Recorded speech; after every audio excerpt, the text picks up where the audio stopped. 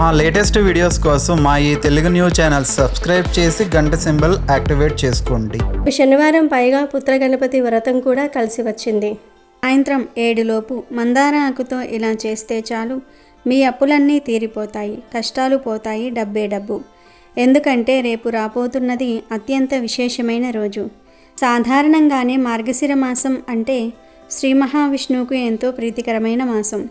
అందులోనూ శనివారం నాడు వెంకటేశ్వర స్వామి వారికి, ఆంజనేయ స్వామి వారికి పూజలు చేయటం విశేషమైన ఫలితాలు కలుగుతాయి. అయితే ఎవరికైతే జీవితంలో అప్పుల బాధలు ఎక్కువగా ఉన్నాయో, ఎంత సంపాదించినా చేతిలో చిల్లు గవ్వ మిగలటం లేదు, కష్టాలు ఒకదాని తర్వాత ఒకటి అలల్లా వస్తూ ఉన్నాయో, అటువంటి వారు రేపు సాయంత్రం 7 గంటల లోపు మందార ఆకుతో ఒక చిన్న పరిహారం చేయటం వల్ల అద్భుతమైన ఫలితాలు కలుగుతాయి. ఈ పరిహారం చేయటం వల్ల మీ అప్పులన్నీ తీరిపోవటమే కాకుండా మీ కష్టాలన్నీ తొలగిపోయి ధనానికి లోటు లేకుండా కోరినంత డబ్బు మీ సొంతమవుతుంది. అసలు ఈ పరిహారం ఎలా చేయాలి, మందార ఆకుకు ఉన్న శక్తి ఏంటి అనే విషయాలను ఈ వీడియోలో మనం చాలా వివరంగా తెలుసుకుందాం. అంతకన్నా ముందు ఒక పవిత్ర కథను విందాం. ఫ్రెండ్స్, ఫస్ట్ అయితే కామెంట్ బాక్స్లో ఓం నమో వెంకటేశాయ అని ఒక కామెంట్ చేయండి. అలాగే ఈ వీడియోకి ఒక లైక్ కొట్టడం మర్చిపోవద్దు. ఒక అడవిలో ఒక మగనెమలి ఇంకా ఒక ఆడనెమలి కలిసి నివసిస్తూ ఉన్నాయి. అవి రెండూ కూడా అడవిలో చాలా సంతోషంగా ఉన్నాయి. ఒకరోజు ఆడనెమలి ఇలా అంటుంది, నేను ఇక్కడ నుంచి వెళ్ళాలని అనుకుంటున్నాను. ఎక్కడైతే ఎక్కువగా నెమళ్ళు ఉంటాయో అక్కడికి వెళ్దామని అనుకుంటున్నాను అని అంటుంది. అది విని మగనెమలి, నువ్వు అక్కడికి వెళ్ళినట్లయితే గొడవలు జరుగుతాయి అని అంటుంది. మనమిద్దరము ఈ అడవిలో ఎంత సంతోషంగా ఉంటున్నామో మనకు ఇప్పుడు అక్కడికి వెళ్ళవలసిన అవసరం ఏముంది అనగానే ఆడనెమలి గొడవ చేయటం ప్రారంభించింది. ఆడనెమలి వెళదాము అని గొడవ చేసేసరికి మగనెమలి సరే వెళ్దాం అని అంది. ఇక ఆ 2 నెమళ్ళు కలిసి ఒక నగరానికి వచ్చాయి. ఆ నగరంలోని రాజు పశుపక్షులు మాట్లాడుకునే మాటలను చాలా సులభంగా అర్థం చేసుకోగలిగేవాడు. ఆ రాజు అన్ని పక్షుల మాటలను అర్థం చేసుకునే విద్యను నేర్చుకున్నాడు. ఆ ఆడనెమలి, మగనెమలి ఆ నగరంలోనికి వచ్చాయి. ఒకరోజు రాజు తన రాణితో ఇలా అన్నాడు, నాకు చాలా ఆకలిగా ఉంది, భోజనం పెట్టు అని అడుగుతాడు. రాణి పంచభక్ష పరమాన్నాలు వండి ఒక చేతితో మంచినీళ్లు పట్టుకొని ఇంకొక చేతితో భోజనం ప్లేట్ తీసుకొని రాజుగారి దగ్గరకు వచ్చింది. రాజుగారి ఎదురుగా ఉంచింది. రాణి భోజనం ప్లేట్ తీసుకొని వచ్చేటప్పుడు ఒక అన్నం మెతుకు కింద పడిపోయింది. అక్కడ కొన్ని చీమలు వచ్చాయి. ఒక చీమ అన్నం మెతుకు తీసుకొని అక్కడి నుండి వెళ్ళిపోయింది. రాజుగారు అదంతా చూస్తూ ఉన్నారు. ఆ చీమ దగ్గరకు వెంటనే ఒక పెద్ద చీమ వచ్చింది. పెద్ద చీమ చిన్న చీమను, నువ్వు మళ్ళీ వెళ్ళి ఆ రాజుగారి ప్లేట్లో నుండి వేరే అన్నం మెతుకుని తీసుకుని రమ్మని చెప్తుంది. ఆ మాటలను రాజు వింటూ ఉన్నాడు. ఎందుకంటే రాజు ప్రతి పశుపక్షుల మాటలను కూడా అర్థం చేసుకోగలడు. చిన్న చీమ అంటుంది, నేను వెళ్ళను, రాజుగారు నన్ను చూసినట్లయితే రాజు నన్ను చంపేస్తాడు. ఇంకొక చీమ అంటుంది, నువ్వు వెళ్ళు అని. రాజు ఆ రెండిటినీ కూడా గమనిస్తూ ఉన్నాడు. చీమల రెండిటికి కాసేపటికి అర్థమయ్యింది రాజు తమ మాటలను అర్థం చేసుకుంటున్నాడు అని. రాజుగారు మనం చెప్పే మాటలను విన్నారు, అందువలనే ఆయన మనల్ని చూస్తున్నారు అని ఒక చీమ ఇంకొక చీమతో అంటుంది. రాజుగారు మన మాటలను విని ఉంటే రాజుగారు ఆ మాటలు వేరే వారెవరికైనా సరే చెప్పినట్లయితే రాజు రాయిగా మారిపోతాడు అని చెప్తుంది. రాజుగారు చీమలనే మాటలను విని నవ్వుకుంటూ ఉన్నారు. అది విన్న రాణి వంటగదిలో నుండి బయటకు వచ్చింది. వంటగదిలో నుండి వచ్చేసరికి రాజు నవ్వుకుంటూ ఉంటాడు. రాణి చూసింది. రాణి రాజుగారి దగ్గరకు వచ్చింది. మహారాజా, నా వల్ల ఏమైనా తప్పు జరిగిందా? ఎందుకు మీరు ఇంతలా నవ్వుతున్నారు అని అడిగింది. రాజుగారు రాణితో ఎలా అంటున్నారు, అలా ఏమీ లేదు, నవ్వడానికి కారణమేమీ లేదు, మామూలుగానే నవ్వొచ్చింది అని. కానీ రాణి ఊరుకోలేదు. నాకు మీరు ఇప్పుడు చెప్పాలి అని గొడవ చేసింది. మీరు నాపైన నిజంగా స్వచ్ఛమైన ప్రేమను చూపిస్తూ ఉంటే, నన్ను రాణిగా భావిస్తూ ఉంటే మీరు ఇది చెప్పవలసిందే, మీరు ఎందుకు నవ్వుకుంటున్నారు అనగానే రాజుగారు ఇలా ఆలోచించాడు.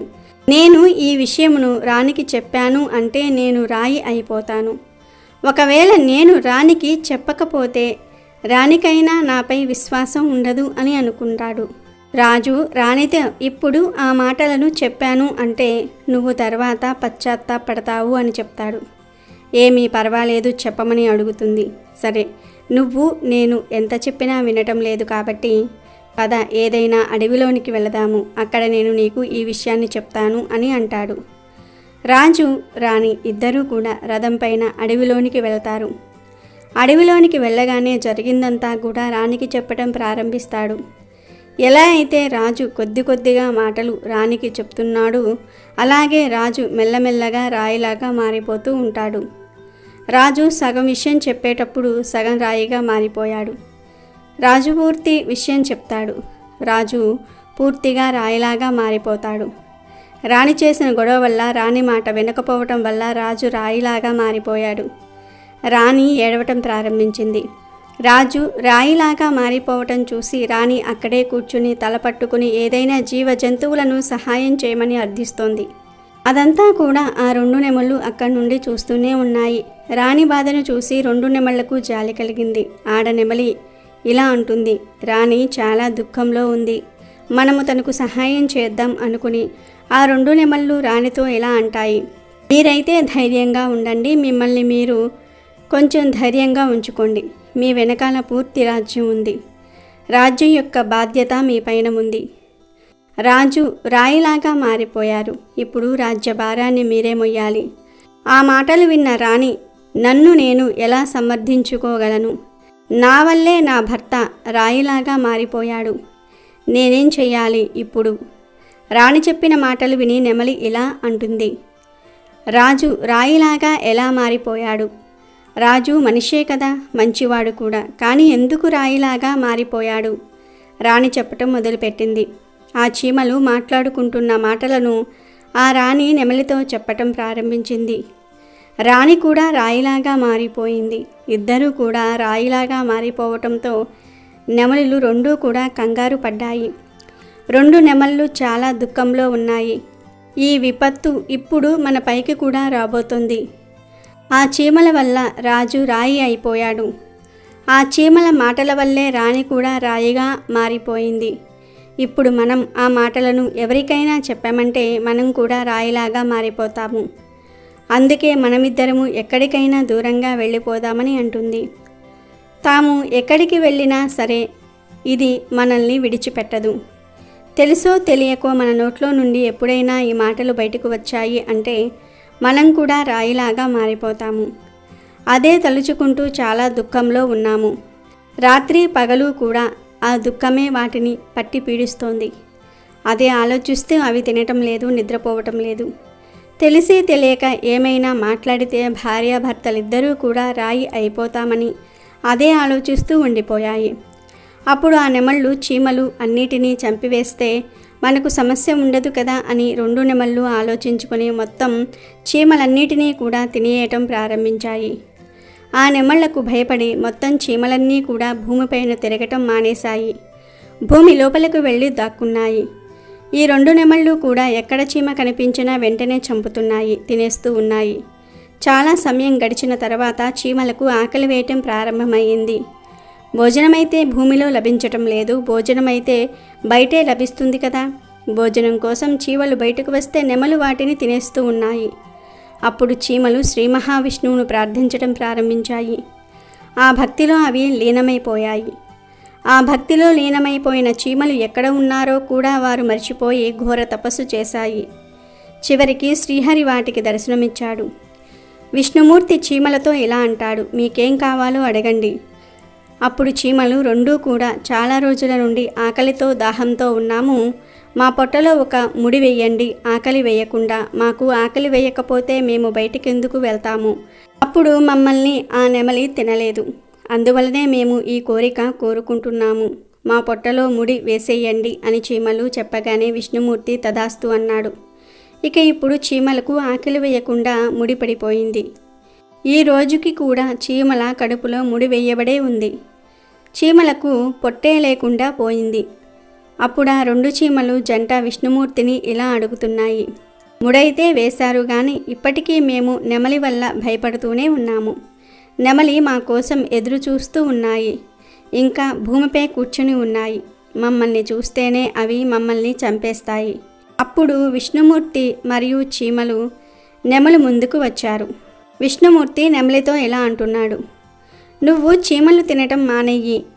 ఇందులో చీమలకు ఏ దోషమూ లేదు. ఆ దోషమంతా రాజుదే.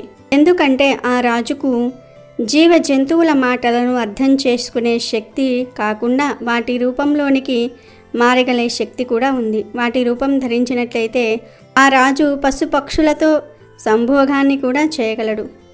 అప్పుడు ఆ పశుపక్షులు గర్భధారణ కలిగినట్లయితే వాటిని వదిలేసి మనిషిలాగా మారిపోతాడు. రాజు తన మూర్ఖత్వం కారణంగానే తను రాయిలాగా మారిపోయాడు అని చెప్పాడు. మరి రాణి చేసిన దోషం ఏమిటి అని అడిగాయి నెమళ్ళు. తన భర్త పాపంలో తన భార్య కూడా బాగానే పాలు పంచుకుంది. అతని భార్య అతన్ని ఆపి ఉంటే తను అంత పెద్ద పాపాన్ని చేసేవాడు కాదు. అందువలనే అతని భార్య కూడా ఆ పాపంలో భాగాన్ని పంచుకుంది. అందువలన తను కూడా రాయిలాగా మారిపోయింది. శ్రీహరి చెప్పిన మాటలు విన్న తర్వాత నెమలి శ్రీ మహావిష్ణువును ఇలా అడుగుతుంది, ప్రభు, ఇప్పుడు మేము రాణి చెప్పిన మాటలను విన్నాము కదా, ఆ మాటలు ఎవరికైనా చెప్పినట్లయితే మేము రాయిలాగా మారిపోతామా అని అడుగుతుంది. శ్రీ మహావిష్ణువు ఇలా చెప్తున్నాడు, ఆ శాపము ఇక్కడతో సమాప్తం అయిపోయింది. మీరు ఎవరితో చెప్పినా ఎటువంటి ఇబ్బంది లేదు. మీరు ఈ విషయాన్ని ఎవరికైనా చెప్పవచ్చు. ఆ మాట వినగానే రెండూ కూడా చాలా సంతోషపడ్డాయి. శ్రీహరి విష్ణువు అంతర్ధానమయ్యాడు. రెండు నెమళ్ళ ఆనందానికి అవధులు లేవు. పక్షులకు ఆనందం కలిగినట్లయితే అవి నాట్యం చేయటం ప్రారంభిస్తాయి. అలాగే నెమలి కూడా నాట్యం చేస్తుంది. నాట్యం చేస్తూ ఆ సంతోషంలో తన పాదాల వైపుకు చూసింది. పాదాలు పగిలిపోయి ఉన్నాయి. తన కాళ్లను చూసుకుని తను ఏడవటం ప్రారంభించింది. ఎంత అందంగా ఉండేవి, ఇప్పుడు నా పాదాలు ఇలా పగిలిపోయాయి. ఎంత వికృతంగా ఉన్నాయి. మొత్తం నా శరీరమంతా చాలా అందంగా ఉంది. అని నా కాళ్ళు మాత్రం ఇలా పగిలిపోయి సుందరతను కోల్పోయి ఉన్నాయి. నెమలి పాదాలు పగిలిపోవడానికి కారణము తను చీమలను తినటమే. తను చాలా చీమలను కొట్టి కొట్టి తిన్నది. ఆడనెమలి కూడా తిన్నది, మగ నెమలి కూడా తిన్నది. ఇద్దరి పాదాలు కూడా పగిలిపోయాయి.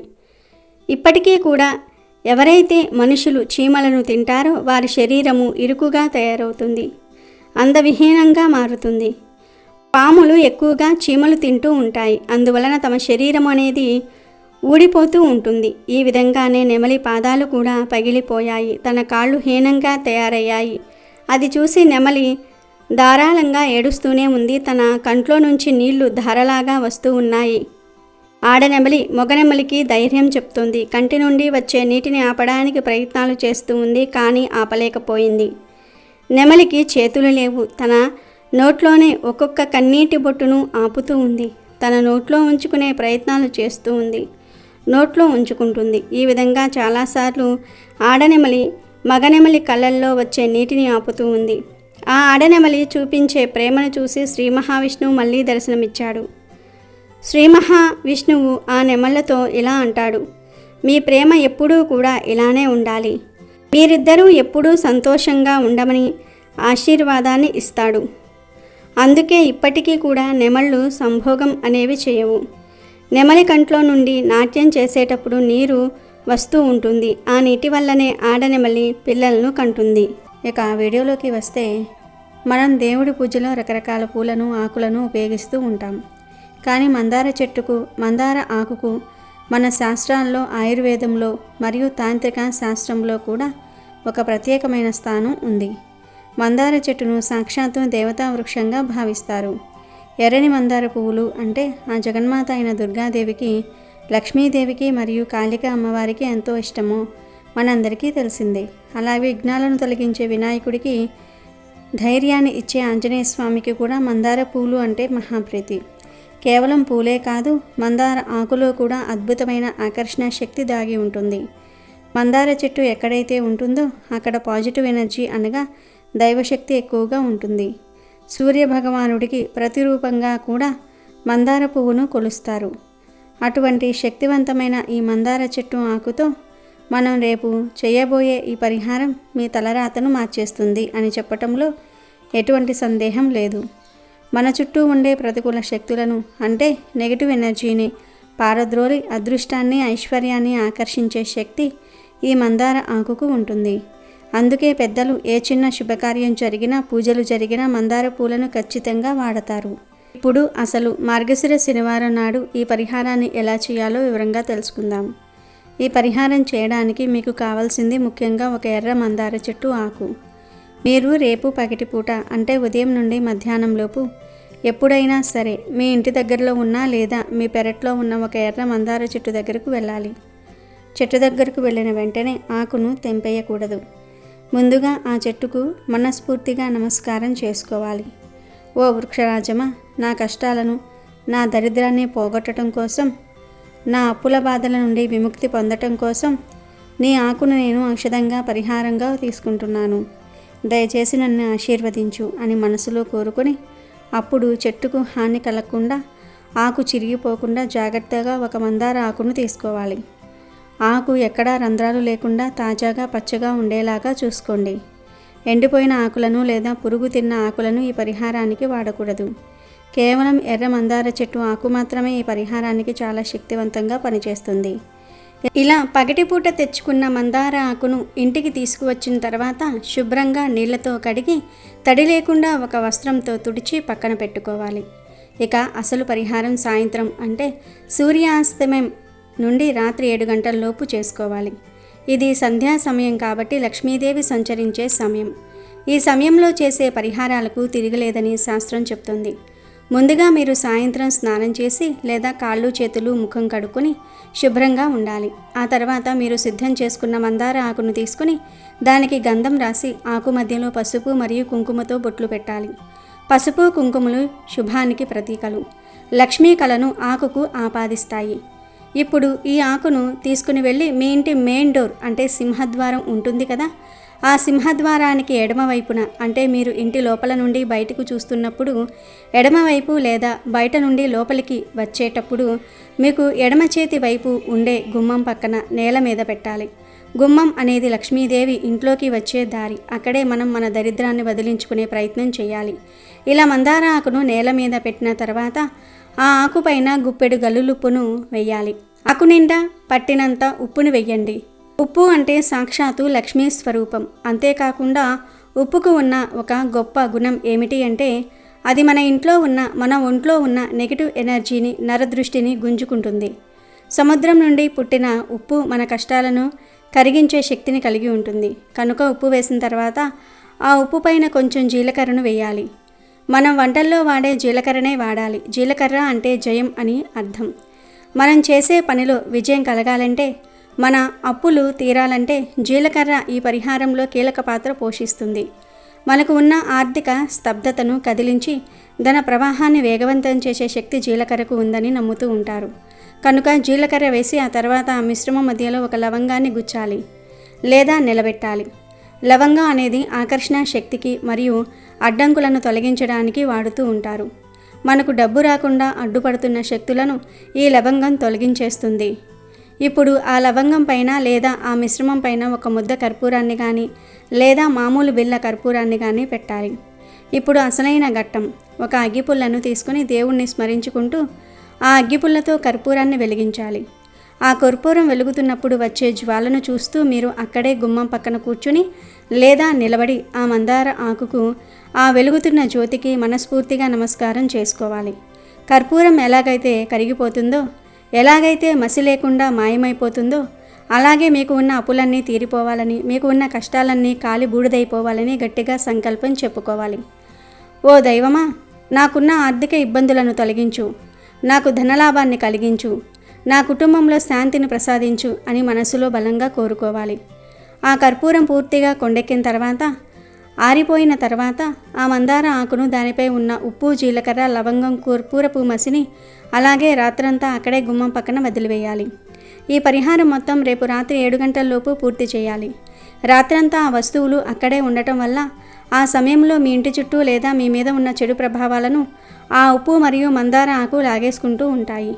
మరుసటి రోజు ఉదయం అంటే ఆదివారం ఉదయం నిద్రలేచిన తర్వాత స్నానం చేసి లేదా శుభ్రంగా తయారై ఆ ఆకును, అందులో ఉన్న పదార్థాలను జాగ్రత్తగా తీయాలి.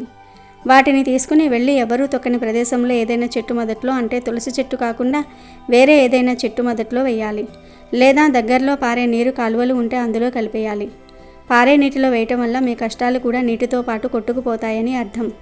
ఒకవేళ మీకు ఈ 2 సౌకర్యాలు లేకపోతే ఆ పదార్థాలను ఒక కవర్లో కట్టి డస్ట్బిన్లో అయినా వేయవచ్చు. కానీ చెట్టు మొదట్లో వేయటం శ్రేయస్కరం. ఇలా శనివారం రోజు ఈ చిన్న పరిహారాన్ని నమ్మకంతో, భక్తి శ్రద్ధలతో చేయటం వల్ల మీ జీవితంలో ఊహించని మార్పులు చోటు చేసుకుంటూ ఉంటాయి. ఎప్పటి నుండో తీరని అప్పులు తీరడానికి కొత్త మార్గాలు దొరుకుతాయి. అకస్మాత్తుగా ధనలాభం కలుగుతుంది. ఇంట్లో ఉండే గొడవలు తగ్గి ప్రశాంతత లభిస్తుంది. మందార ఆకుకు ఉన్న ఆకర్షణ శక్తి, ఉప్పుకు ఉన్న శుద్ధి చేసే శక్తి, జీలకర్రకు ఉన్న జయాన్ని చేకూర్చే శక్తి, కర్పూరానికి ఉన్న దోష నివారణ శక్తి అన్నీ కలిపి మీ ఆర్థిక పరిస్థితిని మెరుగుపరుస్తాయి. అప్పులు చేసి బాధపడేవారే కాకుండా డబ్బు ఎవరికైనా ఇచ్చి తిరిగి రాక ఇబ్బంది పడేవారు కూడా ఈ పరిహారం చేయవచ్చు. దీనివల్ల ఆగిపోయిన డబ్బు కూడా చేతికి అందుతుంది. ఖర్చు లేని పని, పైగా మన ఇంట్లో దొరికే వస్తువులే కాబట్టి ప్రతి ఒక్కరూ ఆ రేపు సాయంత్రం ఈ మందార ఆకు పరిహారాన్ని పాటించి ఆ శ్రీమన్నారాయణుడి, లక్ష్మీదేవి అనుగ్రహాన్ని పొంది అప్పుల బాధల నుండి విముక్తి పొంది ఆనందంగా జీవించండి.